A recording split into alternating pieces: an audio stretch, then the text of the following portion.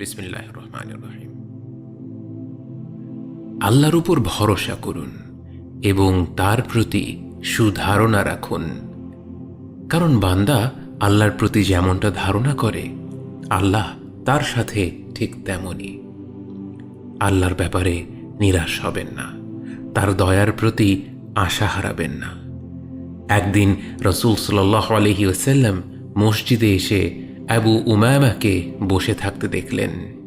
তিনি তাকে বললেন, হে আবু উমামা, কোন ব্যাপারটি তোমাকে এই অসময়ে মসজিদে বসিয়ে রেখেছে?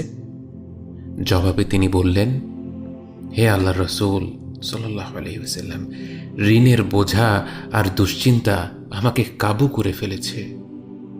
রাসূল সাল্লাল্লাহু আলাইহি ওয়াসাল্লাম বললেন, আমি কি তোমাকে এমন কিছু শব্দ শিখিয়ে দেব যেগুলো বললে আল্লাহ তোমার সকল দুশ্চিন্তা দূর করে দিবেন এবং তোমার ঋণ পরিশোধের ব্যবস্থা করে দিবেন? বলো, আল্লাহুম্মা ইন্নী আউযু বিকা মিনাল হাম্মি ওয়াল হাযান ওয়াল আজজি ওয়াল কাসাল ওয়াল বুখলি ওয়াল জুবন ওয়া দালাঈদ দাইনি ওয়া গলাবাতির রিজাল।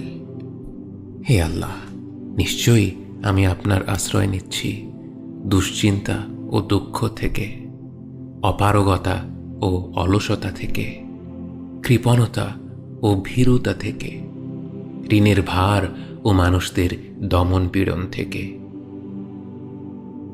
চমৎকার বরকতময় কিছু শব্দের দোয়া যেগুলো আল্লাহ ফিরিয়ে দেন না।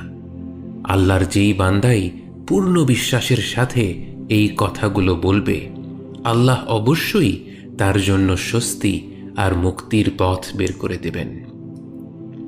আবু উমামা বললেন, আমি দোয়াগুলো পড়েছি, ফলে আল্লাহ আমার দুশ্চিন্তা দূর করে দিয়েছেন ও আমার ঋণ পরিশোধ করে দিয়েছেন। আরবিতে আলহাম হল ভবিষ্যৎ নিয়ে এমন চিন্তা যা আপনার মনকে ভারী করে রাখে, আর হাজান হল অতীতে ঘটে যাওয়া কিছু নিয়ে ব্যথিত হওয়া। এই দোয়ায় দুটি ব্যাপারকেই উল্লেখ করা হয়েছে, অতীতের কষ্ট এবং ভবিষ্যৎ নিয়ে উদ্বেগ। মানুষ প্রকৃতপক্ষে খুবই দুর্বল, তার ওপরে একটার পর একটা দুশ্চিন্তার ঝড় বয়ে যায়। সে একটি চিন্তা থেকে বের হতে না হতেই আরেকটি চিন্তা তাকে ঘিরে ফেলে। একটি বিপদ কাটতে না কাটতেই আরেকটি বিপদে পতিত হয়। আল্লাহ বলেন, লাকাদ খালাকনাল ইনসানা ফি কাবাদ, অর্থাৎ নিশ্চয়ই আমরা মানুষকে কষ্টের মধ্যে সৃষ্টি করেছি এবং এই কষ্ট দুশ্চিন্তা দূর করতে পারেন একমাত্র সেই আল্লাহ যিনি মানুষকে সৃষ্টি করেছেন। হে আমার ভাই, আল্লাহ আপনার কল্যাণ চেয়েছেন যখন তিনি আপনাকে কোনো বিপদ দ্বারা পরীক্ষা করেন এবং সেই বিপদে ধৈর্য ধারণের তৌফিক দান করেন। আল্লাহ আপনার কল্যাণ চেয়েছেন যখন তিনি আপনাকে পরীক্ষা করেন, ফলে আপনার হৃদয় ভেঙে গিয়ে তাঁর দিকেই ফিরে। আল্লাহ আপনার কল্যাণ চেয়েছেন যখন আপনি আপনার মনকে একমাত্র তার দিকে ফিরিয়ে আপনার সকল দুঃখ কষ্ট তার কাছে একান্তে ব্যক্ত করেন, আর আপনার হৃদয় বলে ওঠে, হে আমার মালিক, আপনি কার কাছে আমাকে ছেড়ে দিচ্ছেন? আপনারই কোনো এক দুর্বল বান্দার কাছে যে আমার প্রয়োজন শুনে বিরক্ত হয়, নাকি এমন এক শত্রুর কাছে যাকে আপনি আমার উপর ক্ষমতা দিয়েছেন? হে আল্লাহ, আপনি ছাড়া এই অসহায় বান্দার ডাকে কে সাড়া দেবে? আপনিই তো আপনার নবী আইয়ুব আলাইহিস সালামকে তার রোগ থেকে মুক্তি দিয়েছিলেন। আপনিই তো ইউনুস আলাইহিস সালামকে মৃত্যুর মুখ থেকে ফিরিয়ে এনেছিলেন। আপনি তো আপনার বান্দাদের বিপদ আপদ থেকে উদ্ধার করেন। হে আল্লাহ, আমার কোনো কৃতকর্মের কারণে আপনার রহমতের ভাণ্ডার থেকে আমাকে বঞ্চিত করবেন না। তার কাছে দোয়া করতে থাকুন, বিনয়ের সাথে মিনতি করুন, কারণ আল্লাহর কসম, তিনি আপনার প্রতি আপনার নিজের থেকেও বেশি দয়ালু। যখন বান্দা হৃদয় থেকে আল্লাহকে ডাকে আর তার অবস্থা এই যে নানান দুশ্চিন্তা তাকে ঘিরে রেখেছে, তার শরীরে কোনো রোগ হয়েছে কিন্তু কোনো চিকিৎসা তার কাজে আসছে না, অথবা সে তার স্ত্রী, পরিবার বা সন্তান সন্ততি দ্বারা কঠিন কোনো পরীক্ষার সম্মুখীন হচ্ছেন, এমনকি তার এই অবস্থা হয়ে যায় যে যখনই সে হাসে তখনই কোনো না কোনো এক দুঃখ এসে তাকে কাঁদায়, অথবা কোনো দুশ্চিন্তা তার অন্তরকে মেঘাচ্ছন্ন করে দেয়। বান্দা যখন এই অবস্থায় পৌঁছে একাগ্রচিত্তে আল্লাহকে ডাকে, এটাই হলো আল্লাহর পরীক্ষার মূল উদ্দেশ্য। কারণ এই পরীক্ষার লক্ষ্যই হলো আপনি আল্লাহর দিকে ফিরুন। পরীক্ষার লক্ষ্য হলো এই যে বান্দা একমাত্র আল্লাহর কাছেই তার কষ্টের অভিযোগ করবে এবং তার কাছেই ফিরবে, তার মহত্ব স্মরণ করবে। যদি আপনার ঋণের বোঝা অনেক বড় হয়ে থাকে, তাহলে জেনে রাখুন যে আল্লাহ আপনার ঋণের চাইতেও বড় এবং সকল কিছুর চেয়ে বড়। যদি আপনার পরিবার, স্ত্রী, সন্তান, কন্যা নিয়ে কোনো দুশ্চিন্তা আপনাকে কাবু করে ফেলে, তাহলে জেনে রাখুন আল্লাহ আপনাকে শুনছেন, তিনি আপনাকে দেখছেন। আর বলুন, হে আল্লাহ, আপনি আমার অবস্থা দেখছেন, আপনি আমার দুর্বলতাও জানেন, আমার প্রয়োজন বোঝেন। হে আল্লাহ, আমি আপনার কাছেই ফিরছি এবং আপনার কাছেই আমার কষ্টগুলো বলছি।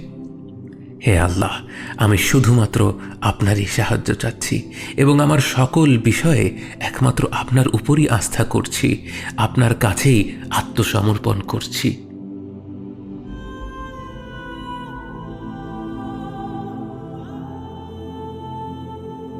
আপনি যদি এই দোয়াগুলো দিয়ে বিপদের মোকাবেলা করেন, আপনি অবশ্যই সেই বিপদ থেকে মুক্তি পাবেন। আপনার কঠিন দায়িত্বগুলো সহজ হয়ে যাবে। আল্লাহ যখন আপনার কষ্ট লাঘবের সিদ্ধান্ত দিবেন, তখন আপনার বিপদ থেকে এমনভাবে মুক্তির পথ বের হয়ে যাবে যা আপনি কখনো কল্পনাও করেননি। যখন কোনো বান্দার জন্য দুনিয়া সংকীর্ণ হয়ে আসে, বিশেষ করে যখন আপনাকে মানুষ পরিত্যাগ করে, এবং বিশেষ করে এমন কেউ যার ওপর আপনি আস্থা রাখতেন কিন্তু সে আপনাকে নিরাশ করেছে, আপনি আল্লাহর পরে তার উপরই আশা রাখতেন অথচ সে আপনাকে লাঞ্ছিত করেছে, সেই সময় জেনে রাখবেন যে আল্লাহ চাচ্ছেন আপনি তার শরণাপন্ন হন। এই পৃথিবীর সবচেয়ে সুখী মানুষ হচ্ছে সে যে আল্লাহর দিকে তার মুখ ফেরায়। এই পৃথিবীর সবচেয়ে সুখী মানুষ সে যে আল্লাহর কাছে তার হৃদয় সমর্পণ করে। ওয়ামান আহসানা দীনা মিম্মান আসলামা ওয়াজহাহু ইলা আল্লাহি ওয়া হুয়া মুহসিন। তার চাইতে উত্তম ধর্ম কার, যে আল্লাহর নির্দেশের সামনে তার মস্তক অবনত করে এবং সৎ কাজে নিয়োজিত থাকে। যখন আপনাকে মানুষ লাঞ্ছিত করার চেষ্টা করে, তখন জেনে রাখুন যে সম্মান বা লাঞ্ছনা কোনোটাই তাদের হাতে নেই। আর মানুষের কাছে সাহায্য চেয়ে যখন আপনাকে অসম্মানিত হতে হয়, তখন জেনে রাখুন যে তারা তাদের নিজেদেরই কোনো উপকার বা অপকারের কর্তৃত্ব রাখে না। যখন আপনার বিপদ কঠিন হয়ে যায়, যন্ত্রণা তীব্র হয়ে যায়, স্ত্রীর কারণে, পরিবারের কারণে, ভাইয়ের কারণে বা বোনের কারণে বা বন্ধুদের কারণে, যখন মানুষের দেয়া ব্যথায় আপনি দিশেহারা হয়ে যান, তখন মনে রাখবেন যে আপনার একজন মালিক রয়েছে যিনি আপনাকে কখনোই নিরাশ করবেন না। আপনার একজন রব রয়েছেন যিনি সকল অভিযোগ শোনেন, যিনি সবচেয়ে লুকায়িত গোপন বিষয়গুলোও জানেন এবং শোনেন। মনে রাখবেন যে আপনার একজন মালিক রয়েছেন যিনি আপনার প্রতি আপনার নিজের নফসের থেকেও দয়াবান, যিনি আপনাকে ভালোবাসেন এবং ভালোবাসেন যে আপনি তার কাছেই আশ্রয়ের জন্য ছুটে যান আর তাকেই আপনার দোয়ায় ডাকেন। আল্লাহ আইয়ুব আলাইহিস সালামকে নেয়া কঠিন পরীক্ষার কথা উল্লেখ করে বলেন, ওয়া আইয়ুবা ইয নাদা রাব্বাহু আন্নী মাসসান্নী আদ-দুর ওয়া আনতা আরহামুর রাহিমিন। এবং স্মরণ করুন আইয়ুবের কথা, যখন তিনি তার পালনকর্তাকে আহ্বান করে বলেছিলেন, আমি দুঃখ কষ্টে পতিত হয়েছি এবং আপনি দয়াবানদের চাইতেও সর্বশ্রেষ্ঠ দয়াবান। অতঃপর আল্লাহ বলেন, فاستجبنا له فكشفنا ما به من ضر وآتيناه أهله ومثلهم معهم رحمة من عندنا وذكرى للعابدين। অতঃপর আমি তার আহ্বানে সাড়া দিলাম এবং তার দুঃখ কষ্ট দূর করে দিলাম এবং তার পরিবারবর্গ ফিরিয়ে দিলাম, আর তাদের সাথে তাদের সমপরিমাণ আরও দিলাম আমার পক্ষ থেকে কৃপাবশত। আর এটা ইবাদতকারীদের স্মরণ করিয়ে দেওয়ার জন্য উপদেশ স্বরূপ। কিছু আলেম বলেছেন ইবাদতকারীদের স্মরণ করিয়ে দেওয়ার জন্য উপদেশ স্বরূপ পবিত্র কোরআনে এই কথাটি উল্লেখ করার উদ্দেশ্য হলো এই যে আপনিও যদি আল্লাহকে পূর্ণ বিশ্বাসের সাথে ডাকেন, ঠিক যেভাবে আইয়ুব আলাইহিসসালাম ডেকেছিলেন, তবে আল্লাহ আপনার ডাকে ঠিক তেমনভাবেই সাড়া দেবেন যেভাবে তার নবী আইয়ুব আলাইহিসসালামের দোয়ার জবাব দিয়ে তার এবং তার পরিবারের সকল দুঃখ কষ্ট দূর করে দিয়েছিলেন। সুবহানাল্লাহ।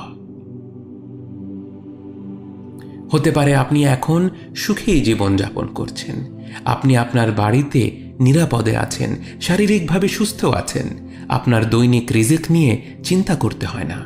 আর এভাবে চলতে থাকতে থাকতেই কোনো এক সময়ে আল্লাহ আপনাকে পরীক্ষা করতে চান, ফলে আপনি দেখেন যে আপনার উপর একটার পর একটা বিপদ মুসিবত এসে আপতিত হয়, ঋণের বোঝা চতুর্দিক থেকে ঘিরে ফেলে।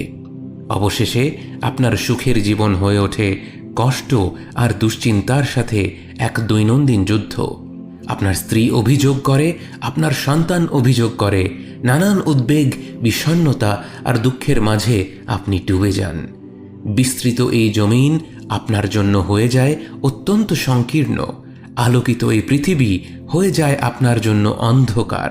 ঠিক তখনই জেনে রাখবেন যে একমাত্র আল্লাহর প্রতি দৃঢ় বিশ্বাসই আপনার জীবনের সংকীর্ণতা দূর করে প্রাচুর্য এনে দিতে পারে, অন্ধকার দূর করে আবার আলোকিত করে দিতে পারে। আপনি জেনে রাখবেন যে আল্লাহ আপনার প্রতি আপনার নিজের থেকেও বেশি দয়াবান। একমাত্র এই বিশ্বাসটাই আপনার সকল দুশ্চিন্তা ও বিষণ্ণতা মুছে দেবে।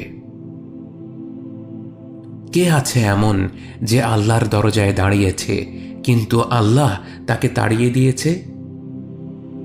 তিনি তো সবচাইতে উদার, মহা দয়ালু, মায়ার সাগর।